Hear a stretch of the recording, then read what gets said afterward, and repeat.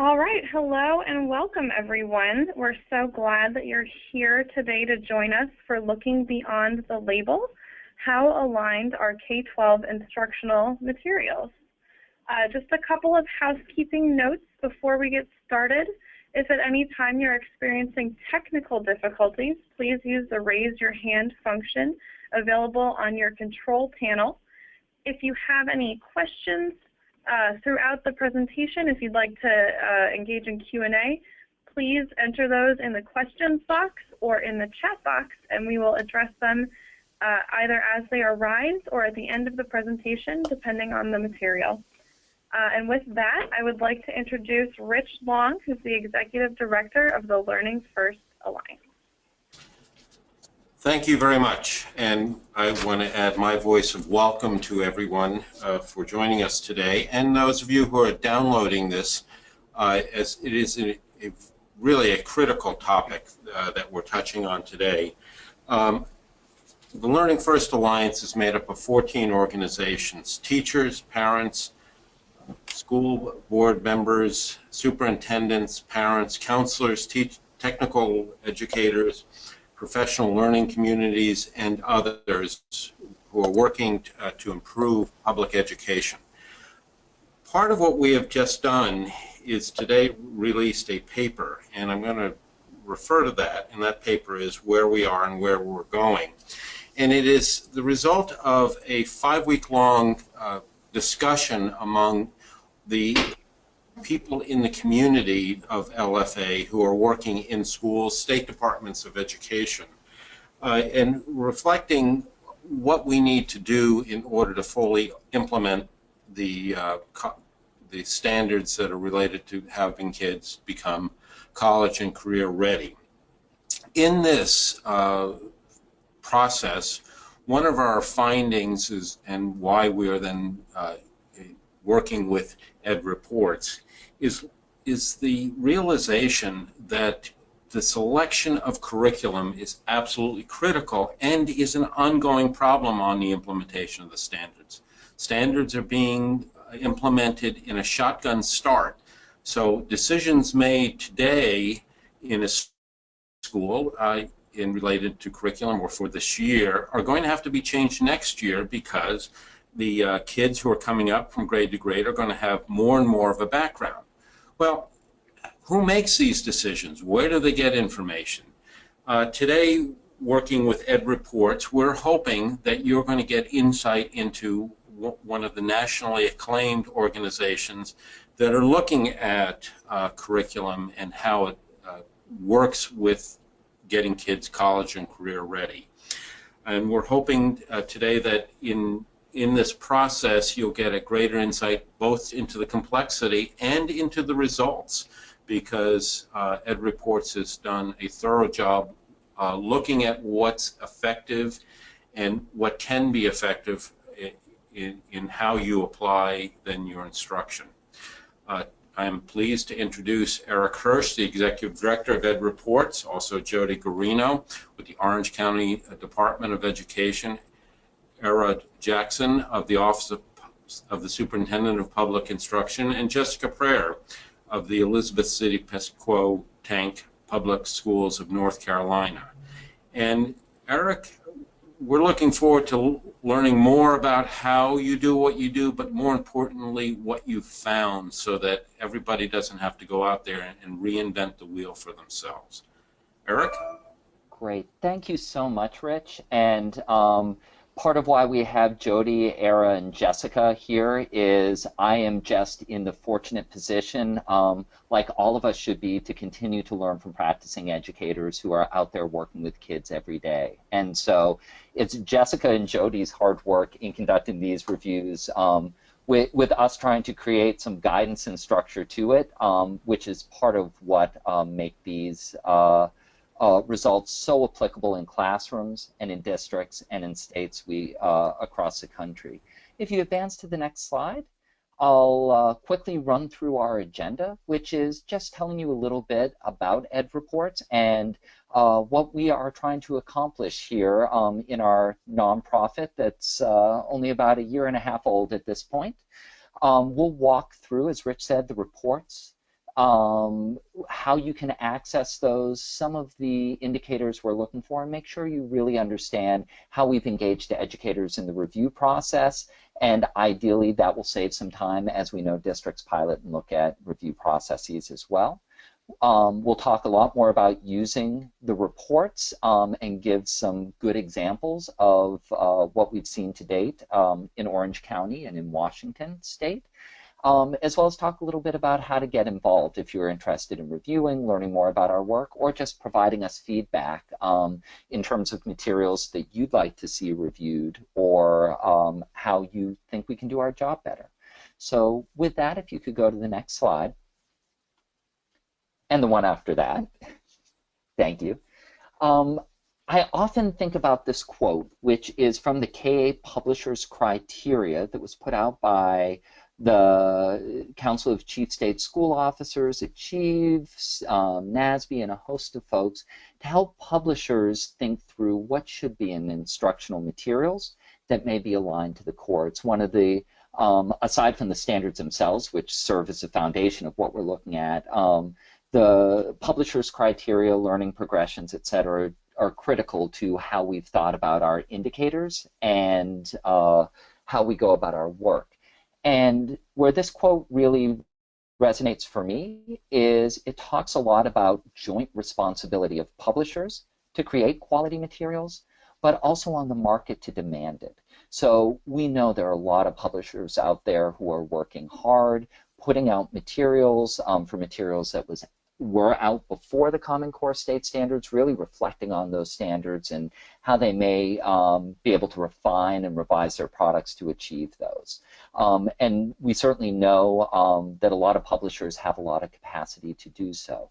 We were very interested in the other side of that equation and the market itself. And again, more generally, publishers cannot invest in quality if the market doesn't demand it of them nor reward them for producing it. And our worry about that was there's not a lot of information out there and available to educators, districts, and schools as they're reflecting on what they should teach with their teaching core. So to make wise choices, really having more information about what's in these textbooks and what educators think of them is critical. So on the next slide, you can see our theory of action. And our goal at EdReports is to identify excellence.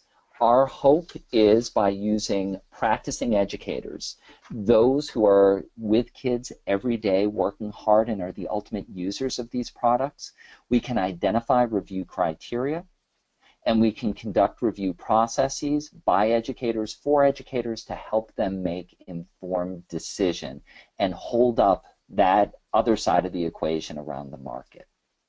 We know the reports we've done in math and ELA and in areas to come will only make a difference on the market if folks know we're out there. So ensuring that we are trying to increase demand for excellence, let people know about our reports, but also how to use these reports in a strong, educator-driven, well-structured pilot and adoption process. Our hope is by doing that, that ultimately materials will improve because the market is demanding it, and that'll lead to better outcomes for students. So if you go to the next slide, we think the connection between that circle 3 and circle 4 is going to happen because we know how much instructional materials matter for kids. It's not just how teachers teach, but what they are teaching that makes a real difference. We know instructional materials can have as large an impact on student outcomes as teaching quality, that the return on investment of high quality instructional materials, particularly since price is not often related necessarily to quality, that the return on investment for selecting materials wisely is huge. And in fact, in one study recently put out by the Center for American Progress, found the average cost effectiveness ratio of switching to higher quality curriculum proved to be almost 40 times that of class size reduction. What teachers teach matters, and we're excited to provide information and empower educators, schools, and districts and states to hopefully make decisions about materials that are right for them and their kids. Next slide.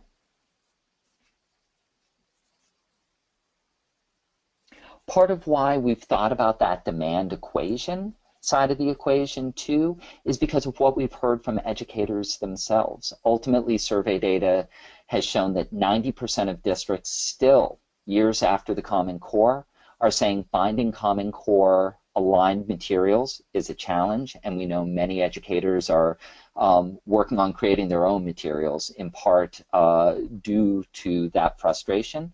And only 37% of educators, when we did a nationwide listening tour as we were launching and really thinking about what we needed to review and how, indicated to us that the instructional materials they're using are aligned with the Common Core.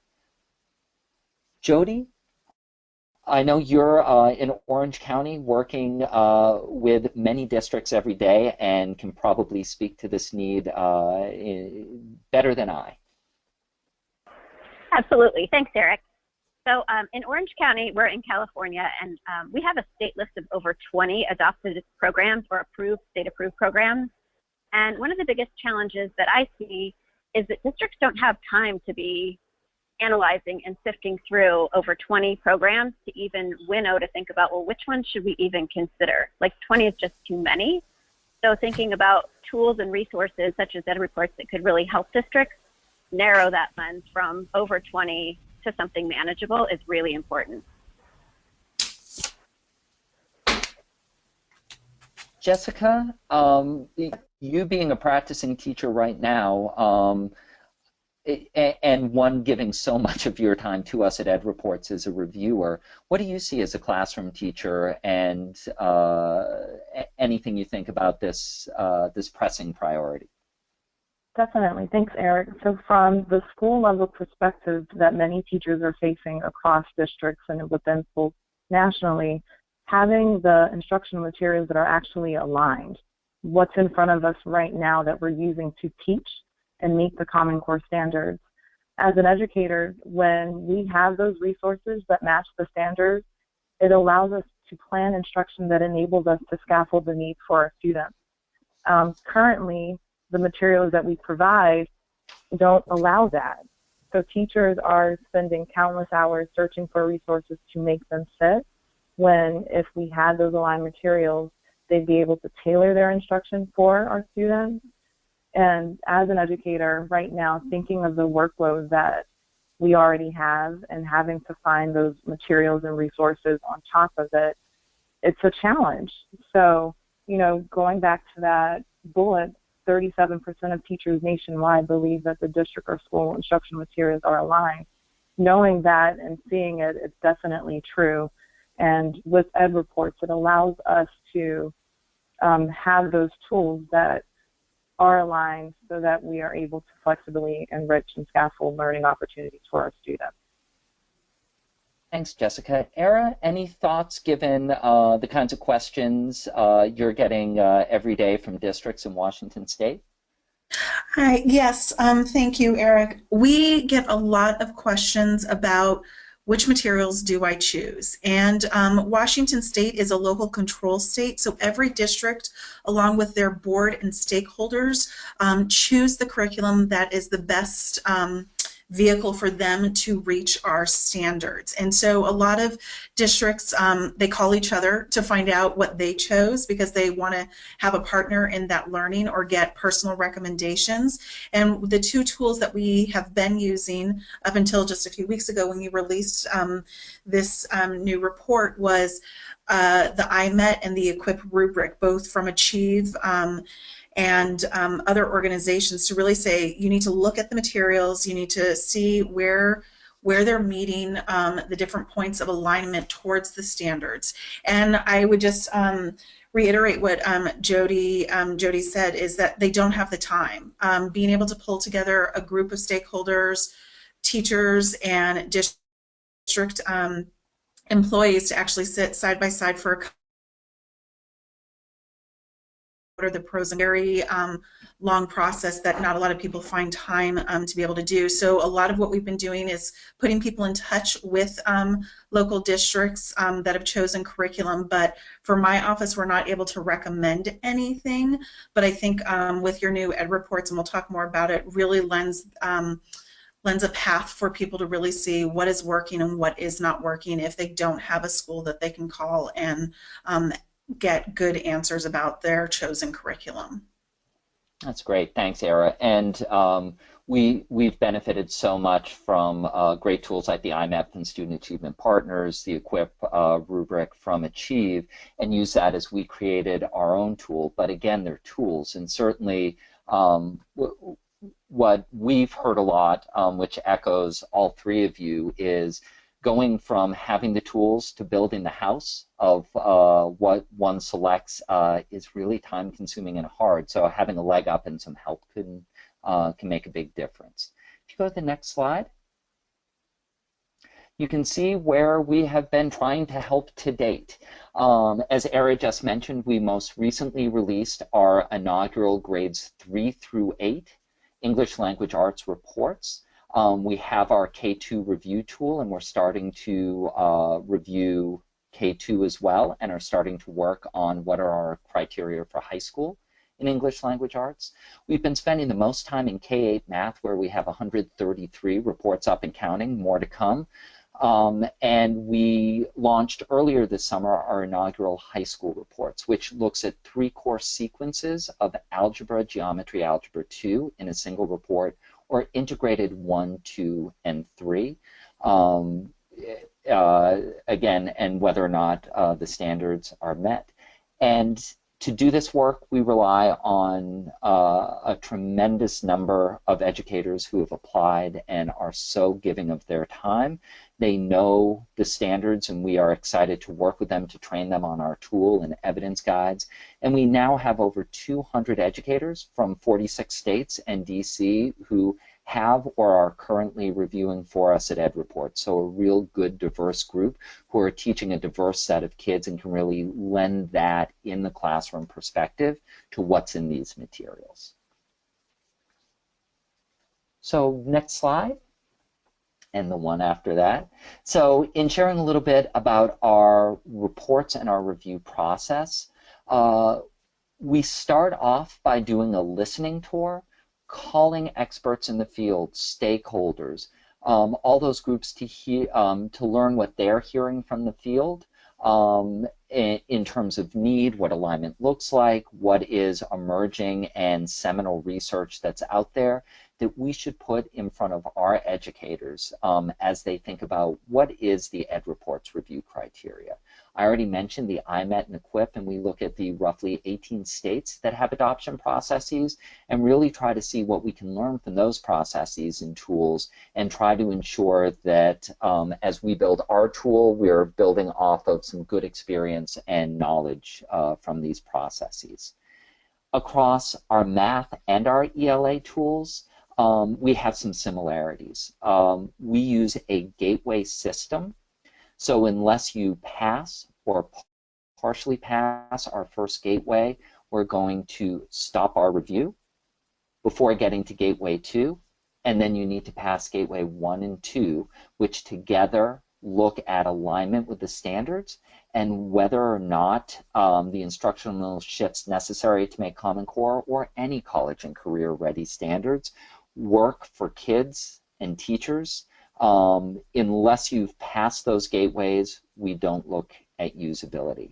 And this came from our listening tour and talking with educators. Basically what they said is, if you're not teaching the right math, if it's not focused, if it's not coherent and building grade after grade, then looking at the elements of rigor and the connection between the content and the mathematical practices it is less important. We want to see both of those as well before talking about usability.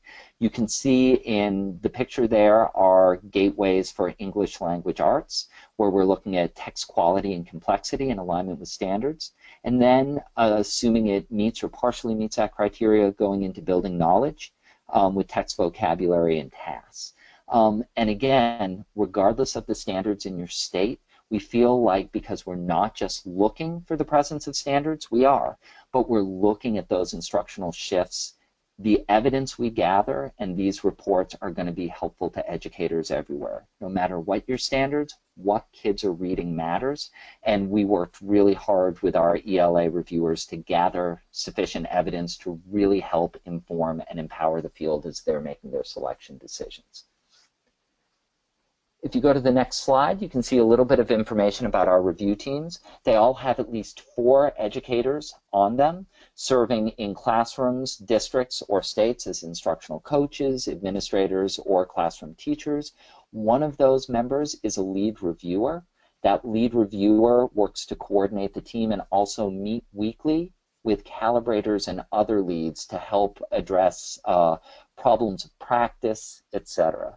In addition to the educators who are conducting and leading the reviews, we have educators serving as calibrators. So they don't review specific materials, they look at the evidence provided and work across teams to say, would the same sort of evidence yield this score from other teams? Does this make sense? Are we looking at the things we are trying to in the tool in our evidence guides? We have a diverse set of educators. We recruit nationally. We had more than 600 applicants for our inaugural 45 review positions in ELA. And then ultimately, our review team members can have worked for a publisher for the past 7 years.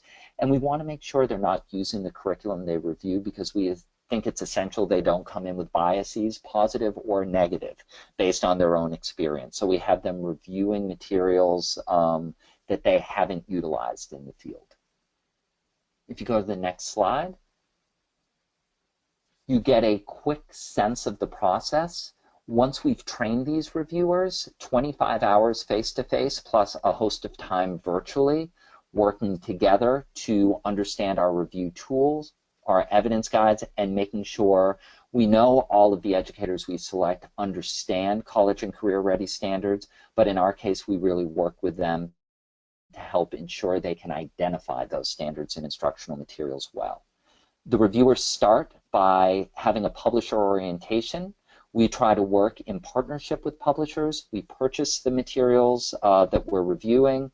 Publishers have a chance to put in a response at the end and background on their materials and also answer questions throughout. So after that orientation, our teams get going. They spend roughly 5 to 10 hours per week over the course of 4 to 6 months gathering evidence and compiling it and putting it into our system. Then those teams meet weekly to talk about that evidence, reflect on it, and questions that they should be asking to ultimately come to consensus on a score. And ultimately, calibrators are looking and working throughout that process, and then that evidence comes together into a report. I'm sure that sounded really clinical. So Jessica, I'd love for you to share more, and Jody, if you want to jump in as well, about what it's like to participate in this review process, both for you individually and just anything that I might have missed in walking through the process. Okay, so as a reviewer, the review process was ongoing professional development, and it was wonderful. The knowledge that I gained enabled me to have a deeper understanding of the English language arts content. As Eric shared, 5 to 6 hours a week, I closely examined instructional materials independently to gather that evidence and would share it in on a virtual website that would be used for our weekly meetings. Through our discussions on those weekly meetings, which for our group was Mondays, we discussed and analyzed the evidence that we had. You know, we looked at any similarities or differences that we had within gathering that evidence. And through our discussions, we had to justify how specific criteria or indicators that we used met within the gateway. The review process allowed me to dig deeper in text-dependent questions, evidence-based discussions within a series, and how that depth of knowledge progresses throughout a series. And that was the biggest thing, not just within one unit, but it's progressing throughout. Our group paid special attention to the mixture of writing opportunities that students would have and the authenticity of assignments, I would say prior to this experience as an educator, I do not feel that I would have been equipped to really determine the quality and alignment of specific series because it was so in-depth and the tools were very clear and specific with what we were looking for with the indicators and criteria. So the meetings that we had ensured that we were consistent and fair among all of those factors when reviewing our ELA series. Fantastic. Jody, anything to add? Yeah, so one of the things that I really appreciated as in being a reviewer is each week when we would meet, as Jessica mentioned, we were looking for these specific indicators. And I found it really interesting that I was diving into the same materials week after week for actually several months. And each time I would notice things that I hadn't really noticed before. So I think when Jessica was kind of saying, you know, I don't know how qualified I was before, I never realized all that went into this, or even like I've been, you know, looking at the same book for a couple of months and now I'm noticing things I hadn't seen before because of the tool and the looking for specific things. So kind of around that idea, you don't notice what you're not looking for. It was really important to build an understanding of what is it that makes curriculum aligned? What kind of things should we be considering? And I think that's been really helpful in my work beyond being a reviewer to support districts and educators that I work with in really thinking, what is that lens? Or what are these considerations? Where before the things I considered weren't necessarily the right things, I'm now learning. So it was really helpful, not only personally, but also professionally with the people that I work with. Given how hard we made you both work and those 200 plus educators, hearing you be so positive makes us feel less guilty about all of those hours. And I think something you said, Jessica, reminded me as well. You're not just divvying up these indicators and somebody's looking at grade 3 or grade 4. We really want multiple sets of eyes on every material to minimize bias and really make sure we're using the diversity of that review team to really come up with a consensus score. So it's looking at 3 grade spans and literally going indicator by indicator with evidence, discussion, and scoring as we go through for everybody on the team, which I think helps our process. If you go to the next slide, you can see a bit more about the reports themselves. So if you go to edreports.org, we thought we'd make it easy for everybody by naming the organization the same as the website. What you can do immediately on that page, you'll see compare materials. And we find in looking at our analytics, this is where folks normally enter the page and spend the most time. We have ratings by gateway, where you can easily look at the general alignment category, which is aligned to our, that it meets our criteria for alignment, or yellow that it partially meets our criteria for alignment, or red that it doesn't meet our criteria for alignment.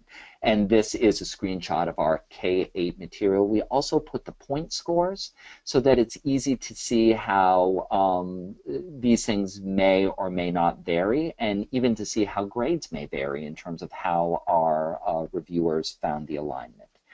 If you click on any of those series, you'll see what's in the top right corner. It goes to the 3 grade summary alignment. So you can see the scores for each grade. And then you can click on any of the grade level reports. So in this case, grade 3, 4, or 5. And when you do, you'll see what you see on the right bottom, which talks about alignment, and it goes indicator by indicator with a lot of bullet points of evidence. In the case of ELA, a lot of bullet points of evidence for sure. We found ELA teachers like to write relative to our math educators, which was not a big shock, but lots of evidence in both subject areas. And again, you just keep scrolling down, and hopefully by navigating the tool, looking at the scores, it makes it easy to jump into the reports and get what schools, districts, and educators need as they look at these reports. If you go to the next slide. You can see these are screenshots. If you click on the front page into the About section and our approach, We want to be as transparent as we can about what our criteria is. We realize criteria varies across state adoptions, tools, etc. We want to make sure our tools are up there and available for educators to understand, reflect upon, and learn from, as well as our evidence guides. We want people to know those key questions that our reviewers were grappling with, etc. So you can see that there. And the other tab I want to let you know about is, as you're looking at reports, you can either view reports, compare, or look at the materials under review, so you'll have an idea of what's about to come. Okay, if you go to the next slide. We'd love to talk a little bit more about the reports and how we hope that they can be used, not just in adopting, but for those educators who may be using the materials we've already reviewed. We know adoptions, if you're lucky, happen on average 5 to 7 years. Several of our reviewers haven't done a review since they started in that district, one of them since 1997. So we know selection does not come as frequently as perhaps educators may like. So we hope this evidence that we're compiling can really help schools and districts understand some other elements of instruction. It can inform professional development that teachers may need who are using the curriculum by showing where perhaps there may need to be greater support, for example, in teaching the mathematical practices. They can inform interim and formative assessment strategy, and ultimately they can shape how teachers use their PLC time, and parents, how they can engage with kids and what they may see and want to be thinking about with their own students. Jody, you have used these quite a bit with districts in Orange County, so why don't I turn it over for you to talk a little bit more about how the reports are used. That sounds great. Thank you, Eric. So if we want to go to the next slide, I can talk to this a little bit. So when EdReports first came out, I had the luxury of being invited by a local district to help with their adoption process. And I hadn't used EdReports before other than looking at them online and kind of thinking like, well, you know, how will people take these up? So we ended up printing and bringing the actual reports, the first ones that were out in March 2015, and we took them to a local district. And what was really interesting is we had teachers reading them, and we honestly had no idea like what would come of this. But as we circulated, we heard teachers and administrators that were in the room saying things like, wow, I can't add, you know, additional content, but I can add more procedural practice. And the things that we heard were so thoughtful, and the considerations that emerged were impactful in a way that I hadn't experienced adoption committee conversations at this point in the past. So at the stage of winnowing materials, they were really looking at important things and thinking about what their district's strengths or capacities were, or even as individuals. In working with a local district just this week, actually, it was through the use of EdReports that the district went from our California approved list, again, of over 20 different programs, and they winnowed that down to 3. And what was really interesting is they went directly from the screen that Eric showed with compared materials that had the green and the yellow and the red. And as they clicked at the different gateways, they immediately said, okay, these are the 3 we need to look deeper into, based completely on the reviews, or the comparison charts, I'm sorry, and then went into the reviews to read, okay, let's learn more about these programs. And for this district, what they're doing, their next step has been inviting the publishers. But what was interesting was they said, we don't want the publishers to come in and make a sales pitch. We want to ask specific questions, and their questions came from things that they noticed in the EdReports. For example, can you tell us more about the coherence here? So rather than hearing kind of this general sales pitch, they were then they are very focused in what is it they're looking for, and what do they want to hear from these publishers? Another example, a similar story, I worked with a different district that was doing some work with using EdReports, and they had read the reports, and then they had publisher meetings. And having been a participant in the publisher meeting when the teachers were leaving, they were going, well, gosh, I didn't hear anything about the shifts, and they didn't once mention the math practices. And again, this is kind of this line of questioning that I hadn't heard before when I would hear teachers talking about publisher presentations. So I think people are thinking in a very different way about what they should be looking for, but I don't know that we'd be thinking in those different ways without a tool like EdReports. Or speaking from my personal experience, I certainly wouldn't be looking at those things. If you want to advance the next slide, that would be great. So the reports can certainly be used if you are in the process of adopting, and that's how I've seen them used quite often. But now I'm also starting to see districts using them to think about adapting. So we've got this program, what do we have? We've purchased it, what do we know? What do we know are going to be the strengths? And what do we already know might be areas of concern or areas that we need to further support? So one district that I'm working with, they used EdReports to kind of springboard to dive deeper into content. So one of these ideas was that math practices should support major work versus being a separate set of curriculum. And when I was facilitating professional learning within the district, the teachers that were part of the textbook adoption committee, they stood out and they would say things like, just wait until we talk about this, you'll be so excited. Oh my gosh, just wait until now you learn how to make sense of the math practices. And they kind of became the cheerleaders or the forward thinkers within their district. And it all kind of came back to their work with EdReports and this new lens and this new understanding. And the teachers were really empowered and excited to learn and excited to share their learning with others. So it was really nice to have people like that in the room. And again, all stemming from reading the EdReports. Another district, one of the things that we hear often is knowing that there is no perfect curriculum. And when we identify areas that may not be perfect, is really what do we do? So with one specific district, I think we were talking about fractions in third grade, and their particular book happened to have, I believe it was 6 lessons. And so they were acknowledging, well, 6 lessons isn't enough. So should I use my 6 lessons first and then see, what Engage New York has and do those next? And it was in a very, not necessarily intentional way, other than let me get through these lessons and then do these other ones.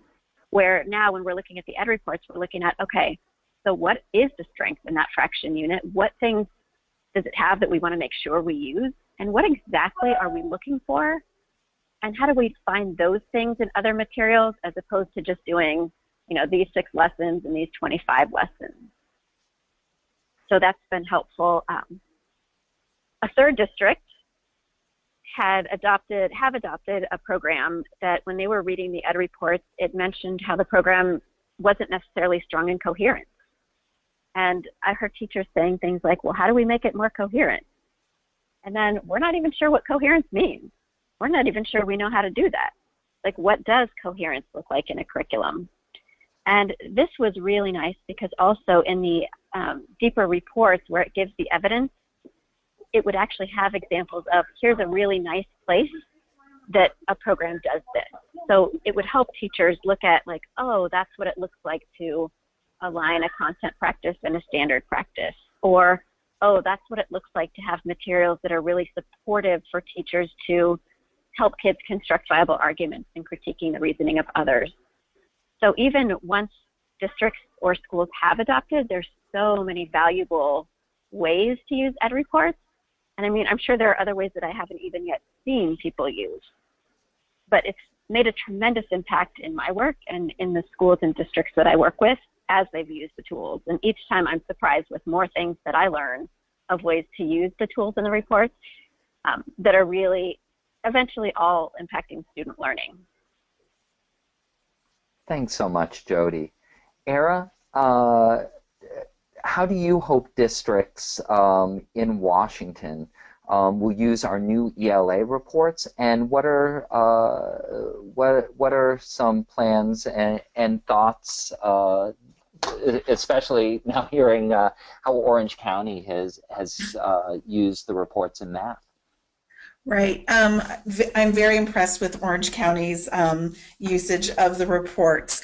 Right now, since we have slowly started pushing this out, we have a strong educational service district partner. So we have pushed those out to our regional literacy coordinators. And so they're pushing them out to our different, the different districts within each of their regions. We've also pushed it out to our 2,000 plus educator list just to get people aware of what's out there. And I actually got a response from one superintendent that said, thank you so much. This is just perfect timing as we're starting to look at all of this. I really envision, because as you all were reviewing what the reports look like, it's such, it can be a very easy read or it can be a very in-depth read depending on what you're looking for. I'm really hoping that this is kind of, Eric, I think you said it best, the gateway of where our districts and educators start when they start that curriculum adoption conversation, is really to start looking and seeing what are the curriculum that is really, meeting the gold standard for helping our students exceed the standards, and then what are the ones that we may have heard that other people are using, but when we actually look at the reports and what the reviewers have found may not be what is going to work for us. And then we kind of hope, after they've had a chance to look at the reports and the tools on Ed Reports, that they get to a point that either they make a decision from the information they've garnered from Ed Reports, or they actually have narrowed it down to like 2 really viable curriculum, and they get and they pull in some of the other tools from Student Achievement Partners and Achieve, and use all 3 of them to kind of really have those great conversations that Jody was talking about, and really kind of wrestle with what tools, what curriculum do we need to be able to meet and support our students as they move towards college, career, and life. And so that's kind of how I'm envisioning it at this moment. I unfortunately don't get the chance to get out into schools as they're having these conversations, but that's how we have phrased it with our regional literacy coordinators, is really take a look at this. If somebody's asking for which curriculum is the best, this is the first place we want them to stop and kind of say, this is what you should know, and this is what you can see right away of what is working and what may not be the best fit for your community and your students. Fantastic. Thank you so much. If we go to the next slide. We're excited to hear any questions and answer them. So as Jill mentioned, you can certainly start typing those in the chat window. But quickly beforehand, we hope those of you who are here will become involved and engage in our work. So if you are a K-12 educator, please apply to join a review team. And as Jessica mentioned, we hear it's great professional learning, and thank goodness for that, given the amount of hours you're putting in. We'd love to consider an application. If you also are an educator who is using these materials, we have a user forum for each grade and a piece of curriculum that we've reviewed. So if you are a 2nd grade teacher using GoMath, we have a place for you to share your experiences with others. So that can help supplement our reviews and provide more on-the-ground sort of information for those educators who may be considering it. And finally, please tell your colleagues, parents, your community, others to take a look at these. Really find out what materials are being used in classrooms and schools, and really see how these materials may truly hit the standards necessary for all students to become college and career ready. So with that, if you have any questions, feedback, or thoughts after the webinar for us, please email us here at EdReports, and you can see that email here.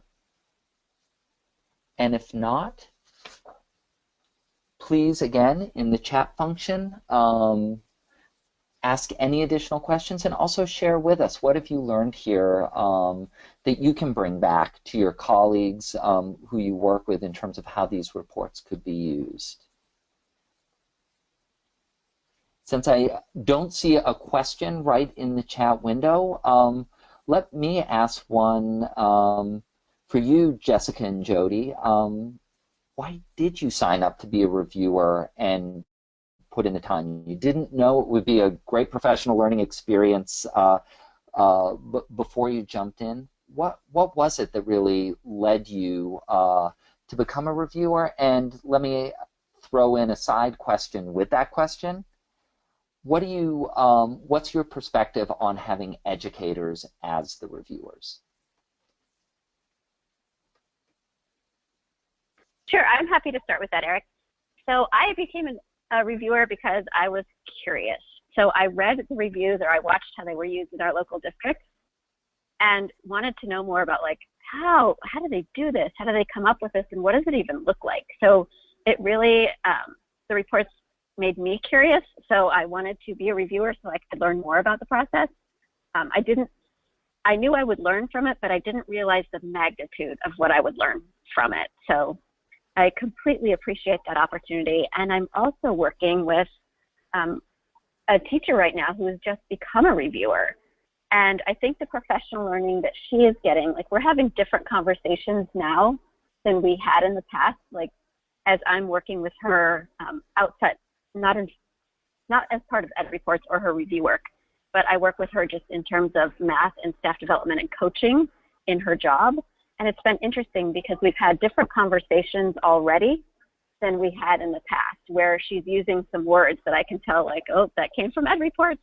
Oh, I wonder if you're looking at this indicator now because you're talking about this piece of information. So it's been really exciting to see other teachers engage in this and just watching how it's impacted her own practice. And I don't know if she would even recognize that at this point, but I noticed that our conversations are very different. And these conversations started when she went to the training in July that you had. So I think the more that we can learn, the better. And I think Ed Reports is a prime opportunity for that learning. And to add on to what Jody said, you know, I looked at it more as, you know, a bigger impact on the students beyond my classroom. I looked at it as looking at the work that we're putting in to help teachers in Iowa or Arizona, Washington, that would help them be able to do the best when they're planning their instruction for students.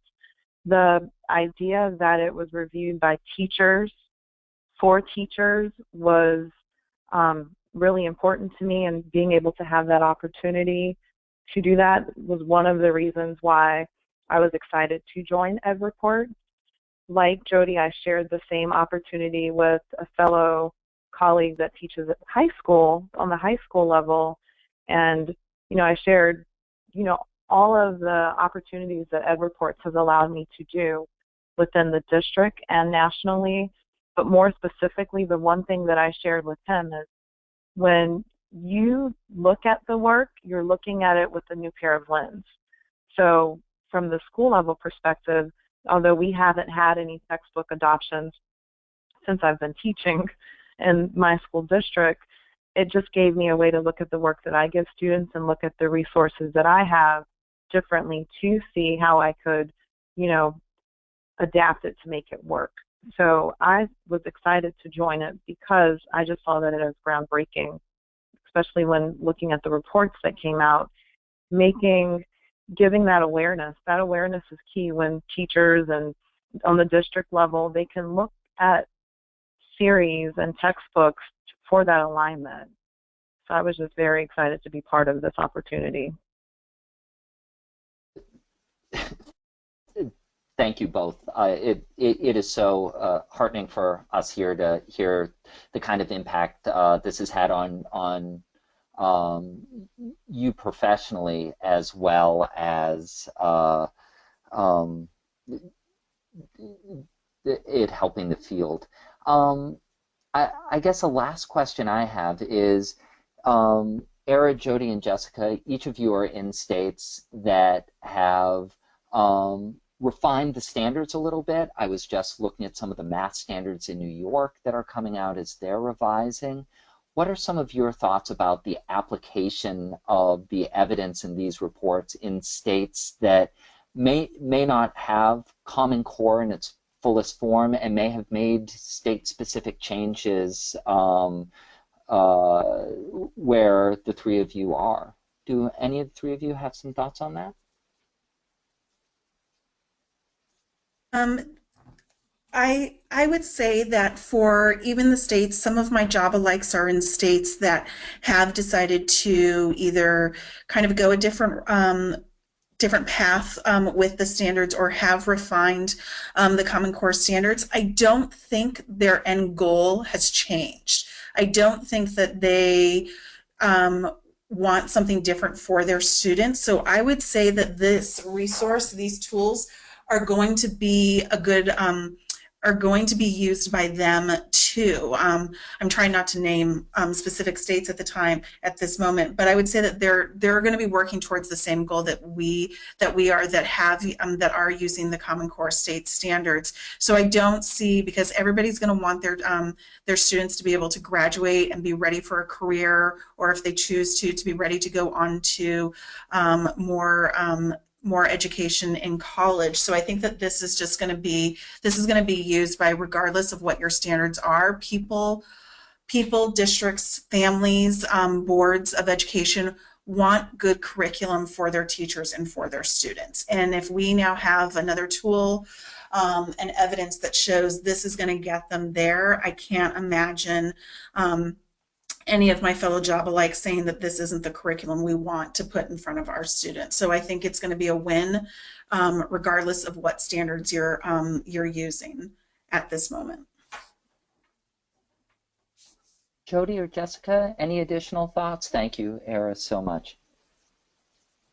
No, I would agree with that same thing. So looking at California's added some standards, not a great quantity, but I think just looking at, holistically, college and career ready and the majority of the standards that are all addressed, it hasn't even come up for me in California at all at this point.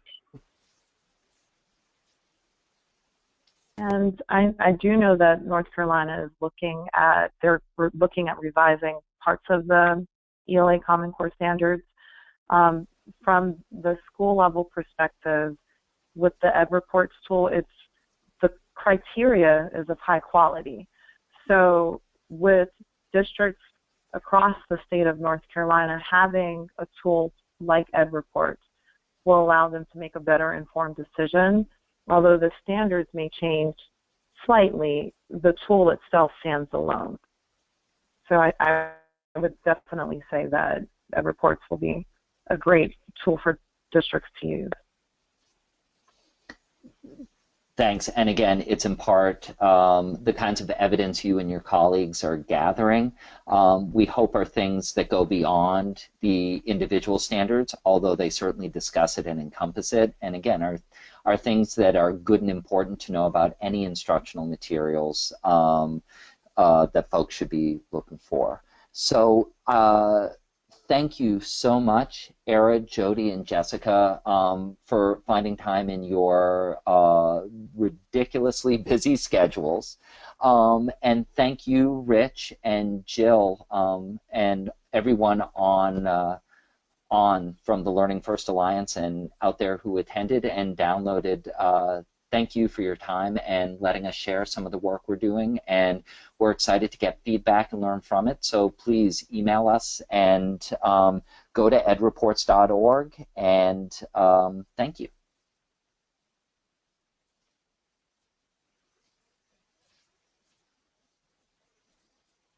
Yeah, thank you everyone for joining today. Be on the lookout for a follow-up email from us with the slide deck from today, as well as the recording, so you can share with your colleagues and peers who are unable to join us today. They'll still be able to listen and watch the recording. Thank you very much.